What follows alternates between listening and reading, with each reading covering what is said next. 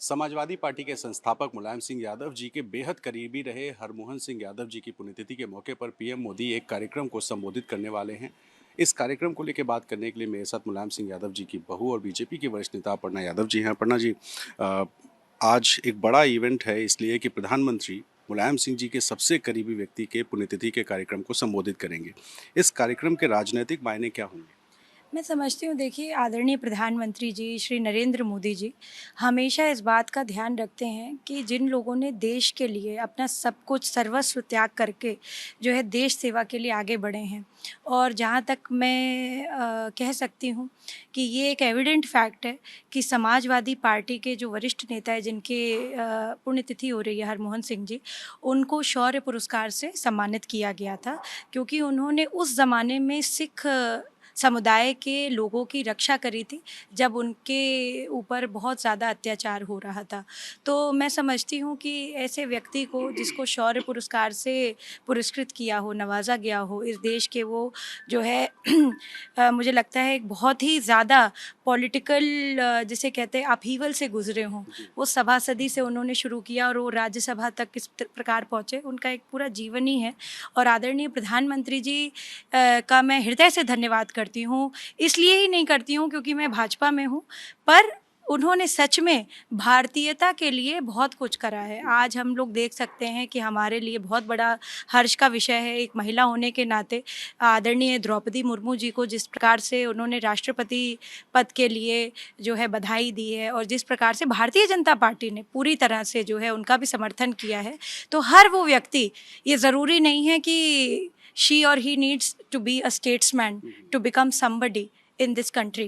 It is the person जिसने राष्ट्र सेवा करी है, जिसने अपना सर्वस्व राष्ट्र के लिए समर्पित किया है, उसके साथ भारतीय जनता पार्टी है, उसके साथ हमारे प्रधानमंत्री जी हैं। अभी जो करंट पॉलिटिकल सिनेरियो यूपी में चल रहा है, अखिलेश जी को लगातार झटके लगे। आप छोड़ के गई समाजवादी पार्टी, 2022 का चुनाव हारे, एमएलसी का चुनाव हारे, फिर चाचा शिवपाल यादव जो करीब आ गए थे वो चले गए, ओम प्रकाश राजभर साहब भी चले गए। ऐसे में सपा के बहुत पुराने जो लोग हैं उनसे अब पीएम का जो संवाद हो रहा है, इसके राजनीतिक मायने तो कुछ बहुत होंगे, गहरे होंगे। 2024 का टारगेट देखा जा रहा है।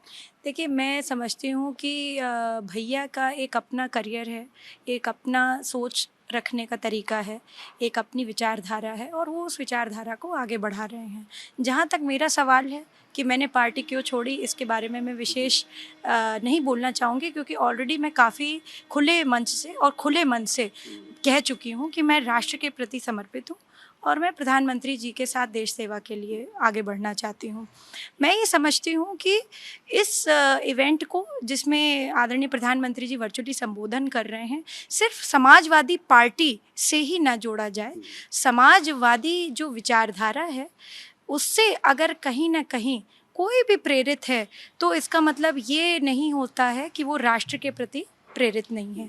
तो प्रधानमंत्री जी इस बात का ध्यान रखते हुए इस चीज़ को संबोधित कर रहे हैं और मुझे लगता है, बार बार मैं कह रही हूँ, पहले भी कह चुकी हूँ, कि जिस व्यक्ति को शौर्य पुरस्कार से सम्मानित किया हो, पुरस्कृत किया गया हो, उसके लिए तो देखिए हर व्यक्ति जो है नमन के ही भाव में आज खड़ा है। आखिरी सवाल चलते चलते ये है अपर्णा जी कि आप बीजेपी में आ गई, तमाम अब बड़ा चेहरा है, बड़ी पहचान है और यादवों की राजनीति बहुत है यूपी में। तो मिशन 2024 बीजेपी में यादव वोट बैंक को अपनी तरफ खींचने का एक जो लगातार कोशिशें हो रही है, उसी के तहत पीएम भी आ रहे हैं और आप भी बीजेपी का चेहरा बन गए। मैं तो ये समझती हूँ कि प्रधानमंत्री जी ने और भारतीय जनता पार्टी का ये नारा है, सबका साथ सबका विकास। तो हम यादव हों, हम राजभर हों, हम कोई भी कास्ट के हों, हम ठाकुर हों, हम ब्राह्मण हों, हम वैश्य समुदाय से हों, हम पिछड़ी जातियों की बात भी करें, हम मुस्लिम समुदाय की भी बात करें, तो भारतीय जनता पार्टी सबका साथ सबका विकास कर रही है। सिर्फ एक समुदाय से देखिए हम कहीं सरकार नहीं बना सकते और ये देश सबका है, ये देश सबके लिए है। We are a secular country, we have to accept it. जब हम इसको अपने फैब्रिक में एक्सेप्ट कर लेंगे तभी हमारी जीत सुनिश्चित होगी। और कहीं ना कहीं जो मूल मंत्र है प्रधानमंत्री जी का कि सबका साथ सबका विकास और सबका जिस प्रकार से विश्वास हुआ है, उसी के तहत भारतीय जनता पार्टी जीती है। बहुत शुक्रिया। तो आप अपर्णा यादव जी को सुन रहे थे, जिन्होंने कहा पीएम सबका ख्याल रखते हैं और वो व्यक्ति जो 1984 के दंगों में सिखों की रक्षा के लिए शौर्यवीर से सम्मानित हो चुका हो, शौर्य चक्र से, और साथ ही सबका साथ सबका विकास का नारा लेकर पीएम चल रहे हैं। इस वजह से एक बड़ा कार्यक्रम है और फिलहाल वो सपा छोड़ने की वजह पर कुछ नहीं कहना चाहती, लेकिन इस कार्यक्रम को बड़ा ज़रूर मानती हैं और 24 के टारगेट के लिए सबका साथ सबका विकास की बात कर रही हैं। कैमरा पर्सन प्रेम सिंह के साथ रणवीर, एबीपी न्यूज़, लखनऊ।